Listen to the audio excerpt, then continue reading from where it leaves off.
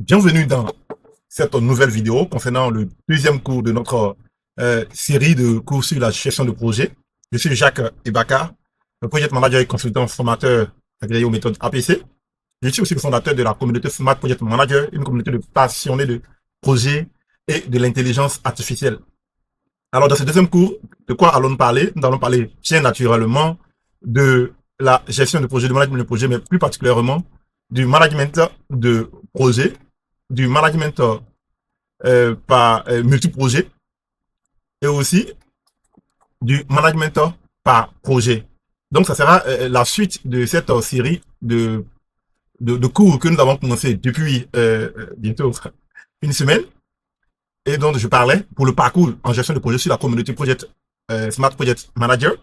Et donc, qu'allons-nous voir?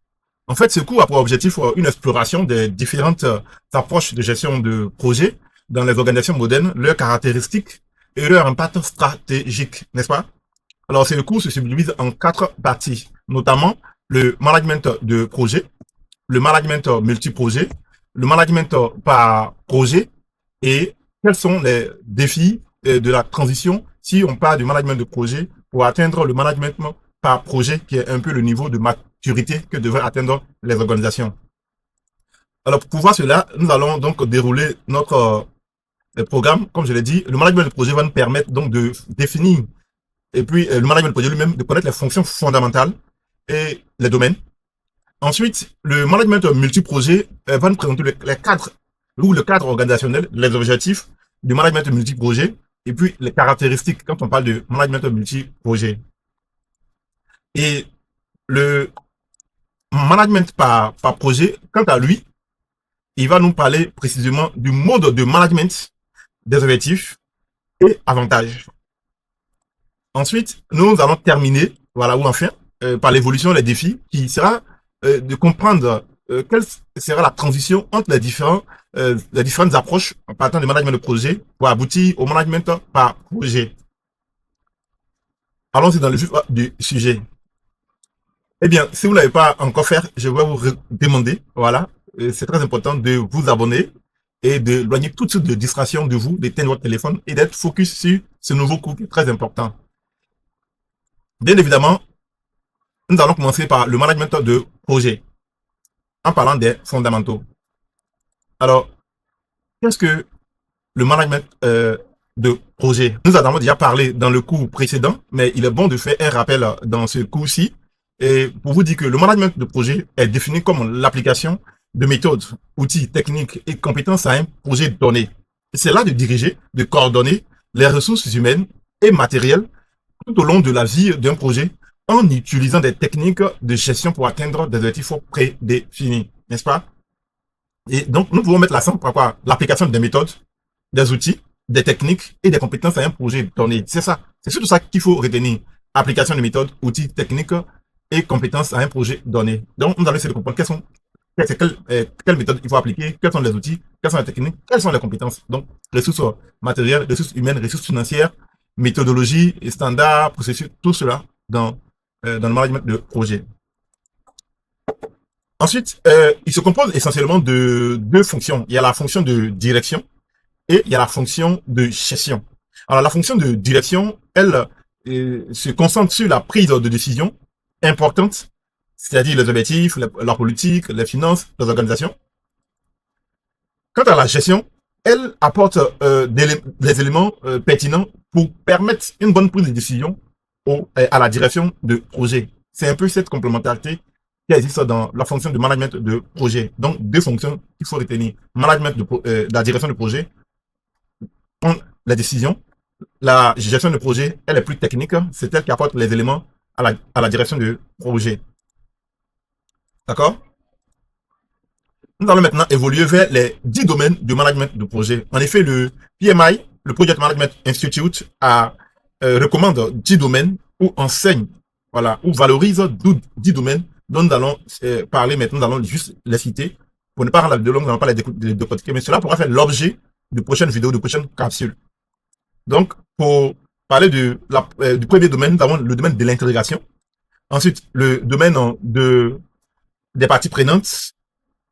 le domaine des ressources, le domaine du contenu, le domaine des coûts, le domaine de l'aide, le domaine des risques, le domaine de la qualité, le domaine de la communication. D'accord? Donc, ce sont ces 10 domaines-là qui permettent de régir, voilà, les 10 domaines du management de projet. Donc, toutes ces deux fonctions dont nous avons parlé vont tourner autour de ces domaines-là. Et on termine par l'approvisionnement.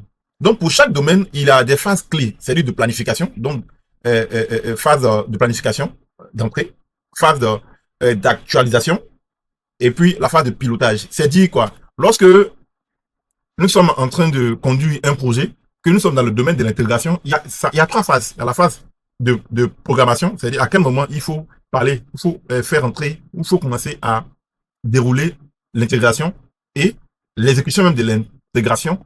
Et enfin, le suivi de l'intégration, c'est ce dont je parlais ici, je parlais de pilotage. Bien.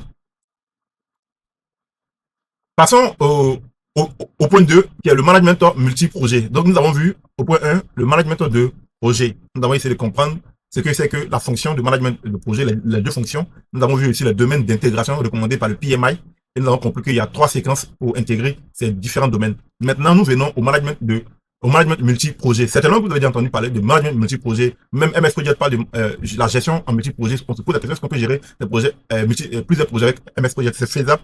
Mais c'est encore plus aisé avec Primavera. Tout compte fait, chaque logiciel a son avantage et ses inconvénients. Mais pour vous, les membres, les abonnés de cette chaîne, ne vous en faites pas, vous aurez bientôt des tutoriels qui sont en préparation sur les deux logiciels. MS Project, déjà, il y a un tutoriel que je vous recommande. Vous avez le lien qui apparaît maintenant dans, voilà, au-dessus de vous ici. Je crois bien tout à fait à ma gauche.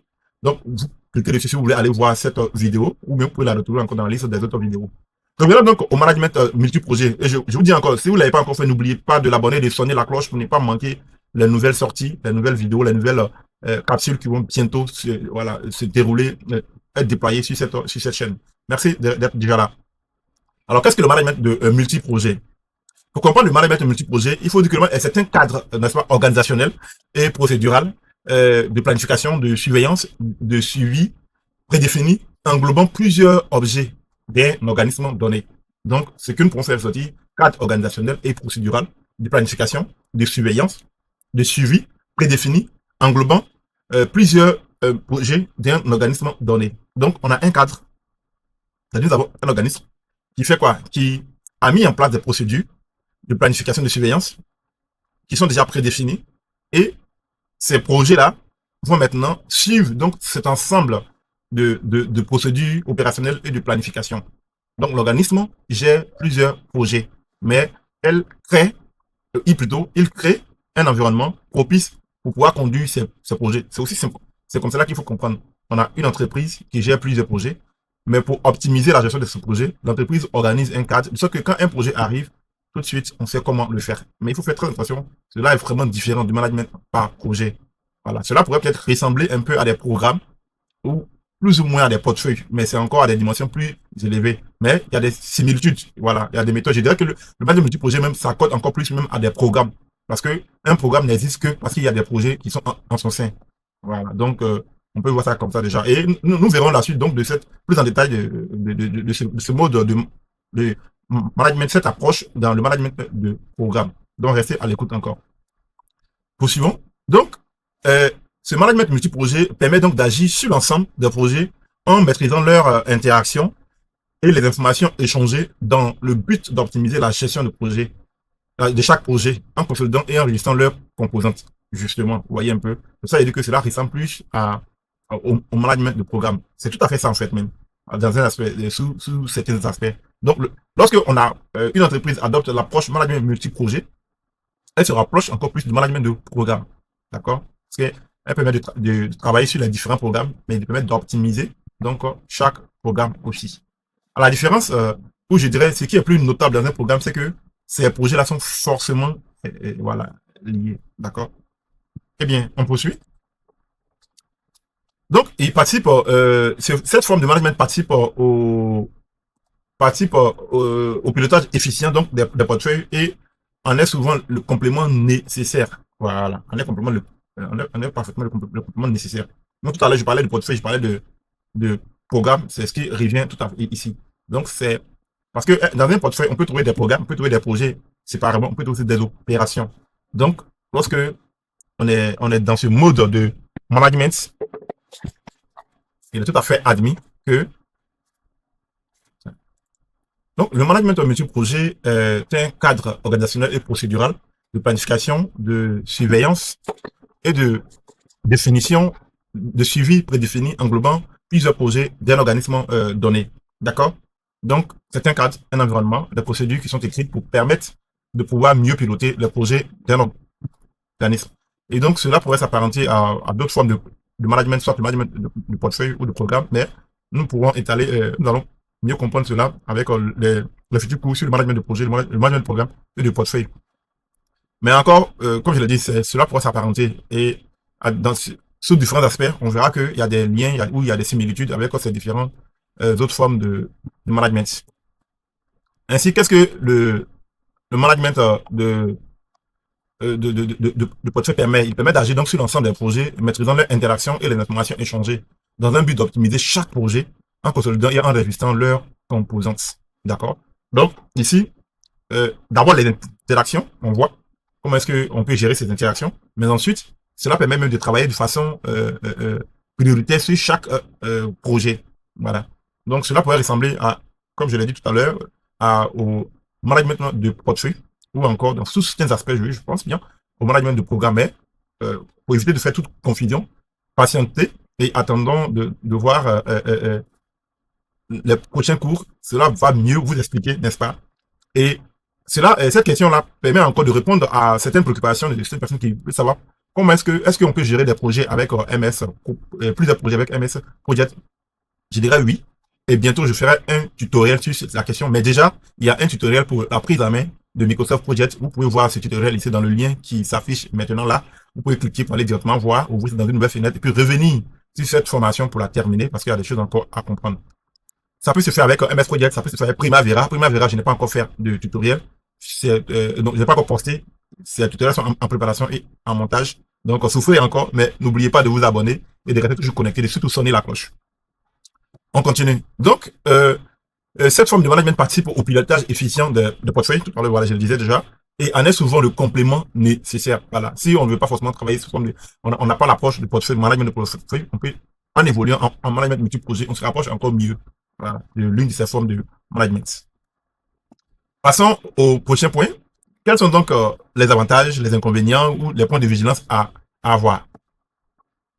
Alors donc, le management de projet a plusieurs caractéristiques, aussi vise certains objectifs, lesquels nous allons les découvrir maintenant. En termes d'objectifs principaux, le management de projet permet par exemple de définir les structures, processus, les méthodes et les réglementations organisationnelles. Ensuite, il permet de vérifier et d'améliorer continuellement la performance des projets et de l'ensemble même des projets. Ensuite, le management multi-projet permet aussi de créer une synergie entre projet et programme. Je l'ai dit, voilà, cela s'assimile bien au management de programme, au management de portefeuille. Nous venons de le voir, de le confirmer, mais plus en détail, il y a deux autres cours qui sont programmés dans ce sens, management de programme, management de portefeuille. Donc, n'oubliez pas de sonner la cloche. Et ensuite, d'optimiser aussi la planification et l'affectation des ressources. C'est ça. Lorsque vous gérez plusieurs ressources, il y a ces conflits de ressources qui arrivent le plus souvent. Cela est encore plus, je dirais, cela est encore plus notable lorsque nous sommes en train de gérer avec MS Project. Il peut arriver qu'il y ait des conflits, des surutilisations ou des partages de ressources entre différents projets. Et ces différents logiciels, MS Project comme Primavera, permettent de pouvoir aboutir facilement à cela. C'est pour cela que je vous recommande de suivre ces tutoriels qui sont sur la chaîne pour vous permettre de vous initier et d'être plus à l'aise dans votre gestion du projet. Et enfin, le management multi-projet vise à définir les liaisons et gérer aussi les risques. Voilà. S'il y a des risques qui peuvent impacter tous les projets, en les planifiant ensemble, on pourra mieux les gérer. Mais quelles sont les caractéristiques d'un management multi-projet? Quand on dit que nous avons une approche management multi-projet, il y a la flexibilité qui permet d'avoir une adaptation au changement. Il y a la modularité qui permet de personnaliser les projets selon les besoins. Il y a la compatibilité qui permet de faire une intégration avec les systèmes existants. C'est-à-dire, si un projet, un nouveau projet doit venir, ou si on doit conduire deux projets ensemble, plusieurs projets ensemble, comment est-ce que on peut les conduire ensemble ou pas. On a aussi la transparence qui permet d'avoir une visibilité sur tous les projets. Voilà. Et enfin, la prévention qui permet de faire l'anticipation des problèmes. Nous avons parlé de l'objectif ici, de définir les liaisons et gérer les risques. C'est justement cette caractéristique-là de prévention qui permet d'atteindre cet objectif. Passons maintenant au point 3. Donc, avant d'aller dans le détail du point 3, nous pouvons revenir rapidement sur le management multi-projet.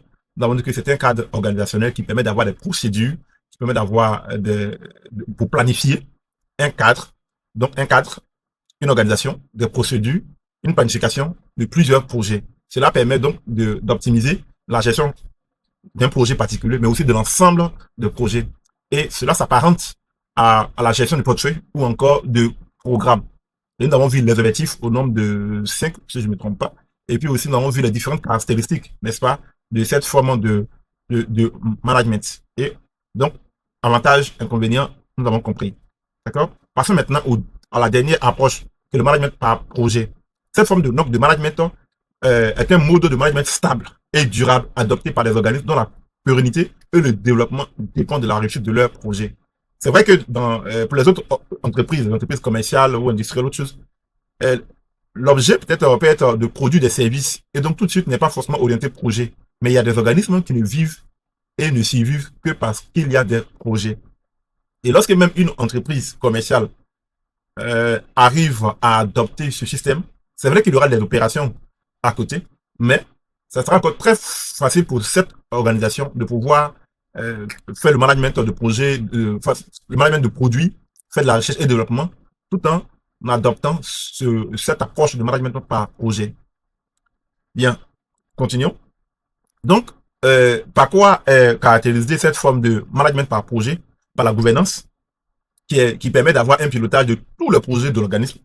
C'est ça, une gouvernance, c'est vrai. Vous voyez qu'il y a une certaine nuance à faire avec le management multi-projet. Là-bas, on a parlé de cadre, d'organisation de plusieurs projets, de procédures, mais là encore, ici particulièrement, c'est la gouvernance en elle-même qui permet, franchement, je dirais que là, on se retrouve à parler même de bureau de projet. Voilà. Donc, du coup, cela permet d'avoir cette approche de façon plus aisée. Excusez-moi. Ensuite, nous avons la complémentarité qui se rapproche un peu plus de l'une des caractéristiques de management multi-projet. Donc, cette caractéristique permet entre structures métiers permanentes et de projets temporaires. C'est-à-dire quoi? L'entreprise existe, elle a ses opérations, elle a son organigramme, mais parce qu'on évolue en management de projet, il y a cette facilité à utiliser des ressources dans les services existants pour tout de suite les transformer en membres ou en équipe projet pour pouvoir conduire de façon très aisée les projets. Et enfin, nous avons l'impact stratégique, puisque cette approche de management est directement liée aux objectifs stratégiques. On se plonge tout à fait vers le portefeuille, n'est-ce pas? Donc, quel est l'impact stratégique? C'est-à-dire que cette forme de management fait appel à une structuration de l'organisation autour des projets à réaliser. C'est ce que je disais. Cela est intimement lié à la stratégie même de l'entreprise. Bien.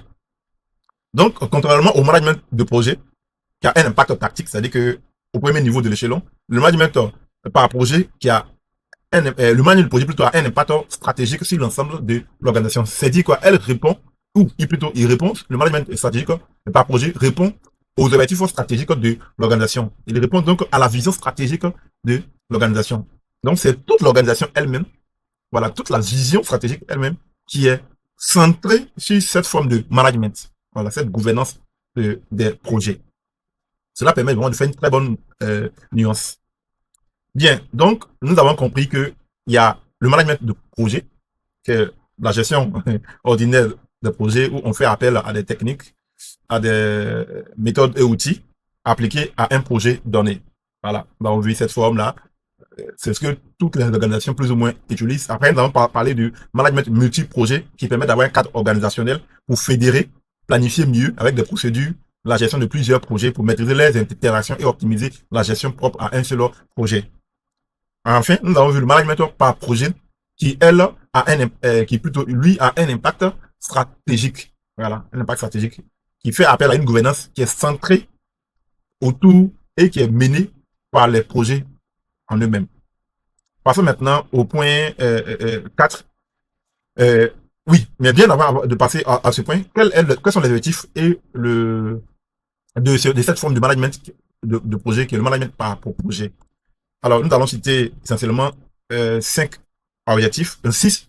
Nous avons la maîtrise globale des projets. C'est-à-dire que cette forme de management permet d'assurer une connaissance, une maîtrise continue de tous les projets et programmes en cours. Voilà. Parce que là, nous sommes au niveau de la stratégie. Voilà. Nous sommes vraiment au niveau de la stratégie. Ce n'est même pas au niveau opérationnel. C'est au niveau stratégique. C'est la direction elle-même de l'entreprise, de l'organisme, de l'entité qui est centrée, qui est orientée vers les projets et orientée vers et par les projets. Nous avons aussi la priorisation stratégique.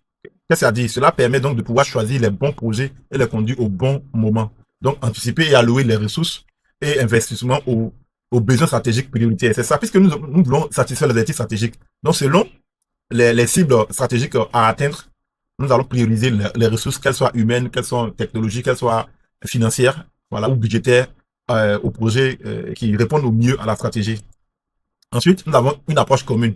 C'est-à-dire que dans cette forme de management, dans le management par projet, l'approche est commune, elle est labellisée. Je dirais que on n'a plus à discuter des méthodes.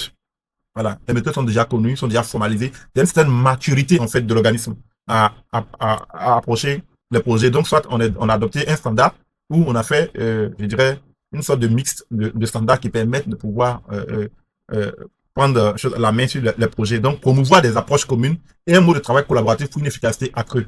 Donc, non seulement l'entreprise va parler projet, le vocabulaire, tout l'ensemble de l'organisme est orienté et comprend facilement le projet.